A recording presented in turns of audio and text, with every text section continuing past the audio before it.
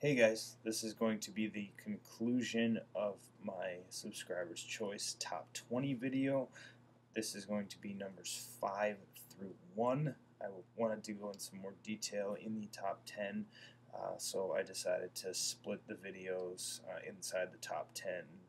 Otherwise it was going to turn into like 16-minute video and I would have run into problems with YouTube letting me upload it. So let's get right into it.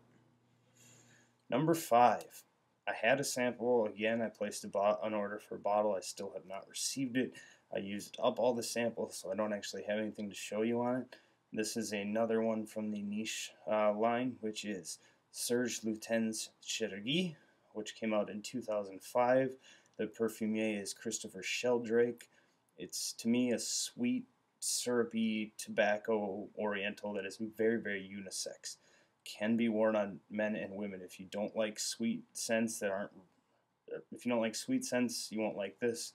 If you like really, really masculine scents, then you may not like this, but it's something I definitely think you should try from the niche line. It's not the most super expensive. I think I got a 1.7 for around, I think, 115 or something like that, which is not bad for a niche line. So number 5, Serge Lutens Chergui. I wish I had the bottle to show you guys, but I will soon. Number 4.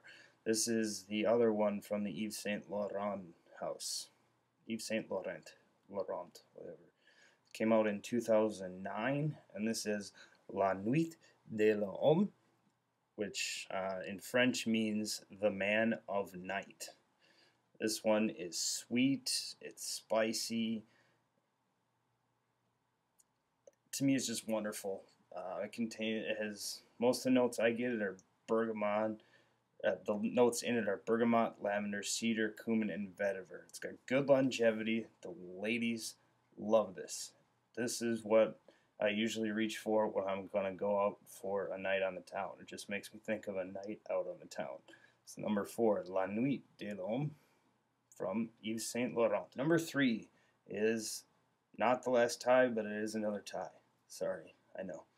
Number 3, I have a tie between 2 Dior fragrances, and these two are actually related this time, which helps. So, let's start first with the original, which is Dior Homme.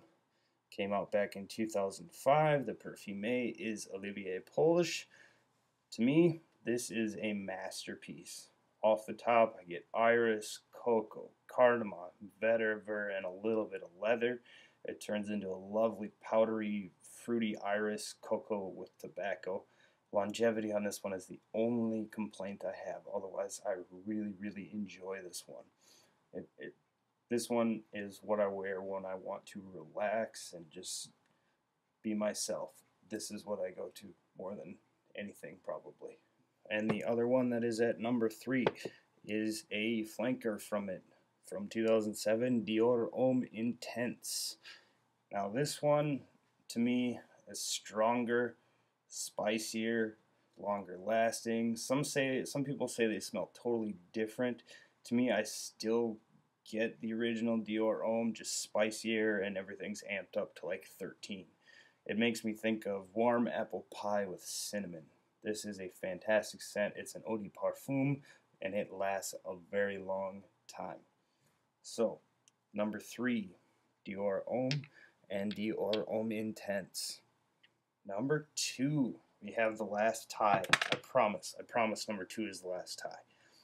Again, these are related. One is a flanker of the other. So, let's start with the original. I'm guessing you guys can guess what this is. Just gonna guess. This is, of course, Terry Mugler, Angel Men, the original. Came out back in 1996.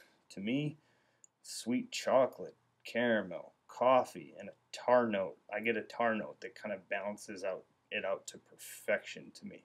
I love this. It has insane longevity, very, very good projection.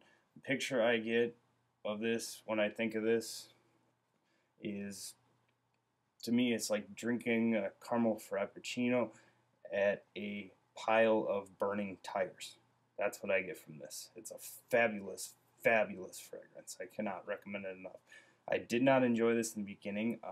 It took me a few wears to get past the opening, but if you can make it through the first hour, trust me, it's worth it. The dry down is beautiful. So I'm guessing you can guess what is going to be the other tie with this. Yes, of course. It is Terry Moogler's Angel Men Pure Malt. Came out in 2009.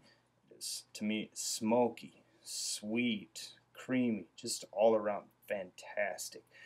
I get just a wonderful whiskey note without the alcohol, which is what makes whiskey not smell that great to most people. To me, it's a very rich smell. It ends up in a pretty similar dry down to the original Amen, but to me it reminds me of eating a slice of really, really good cherry pie while drinking a single malt Scotch whiskey.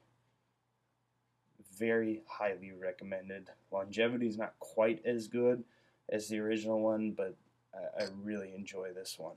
So we are at number 1. Some of you guys will recognize this from one of the options that you had for one of my videos, and it is LAWTON. Came out back in 2004. Unfortunately, when I ordered it, I thought I was getting a full one. I got a tester with no cap, which is okay because the fragrance inside is fantastic. The Parfumé on this is Beatrice Piquet. To me, this is a wonderfully done fragrance. Starts out with citrus, accompanied with anise and jasmine, leading to cocoa and woods. It's a fantastic, versatile fragrance. To me, this is the quintessential suit and tie formal event fragrance. That doesn't mean that's what I wear it for. I wear it a lot. I had a hard time picking my number 1. Anything in the top 3 could have easily been my number 1. I went back and forth between putting the Dior's first, putting the Terry Moogler's first, putting this first, and I guess I just ended up going back to this one because it's in the winter. It's the one I reach for when I don't know what I want to wear, because Angel Men, you kind of got to be careful sometimes because it can get pretty strong. Same with the Eau de Parfum version of Dior Homme Intense. So that is my top 20, guys. Just one more note. I'm just testing a different room to see. I can already tell that the lighting is much better, so I'm going to start doing my reviews from here, but I don't really want to redo my top 20, which I've already taped and edited and everything, which took a while, so I really don't want to retape it. It's going to look a little pixely and kind of weird for most of it, except for this part, just because I amped up the brightness. So, but I mean, I probably should redo it, but I really don't want to. Just a note on the Nuit de Lhomme. I do have the Eau de Toilette version. I'm looking for the Eau de Parfum version.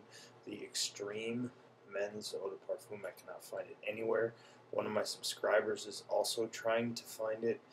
If anyone has any information that could lead me to a bottle of that, that would be great. Please send me a message. If you have any information anywhere in the U.S. or Canada, I don't necessarily want to go overseas. If I have to, I will. Me and my subscriber both really do not want to get burned by ordering overseas and kind of get screwed, if you know what I'm saying. So, just want to do that update, and let me know if the fan that's in here is a fan that runs automatically. If that's bugging you guys, I will try a different room again. But I thought I'd throw in a quick honorable mention. These are 4 that, if there were top 25, obviously would have made it. This is Versace's The Dreamer. My newest one, actually, surprisingly, Ed Hardy for Men. I'm really liking this so far. Then we got another Burberry Touch. Fantastic, powdery, floral, just a wonderful fragrance. And we have another Gourmand, which is Rocham Man. A very good fragrance. Just didn't quite make the cut for me for some reason. And that is it, guys. Thanks for watching. Thanks for voting.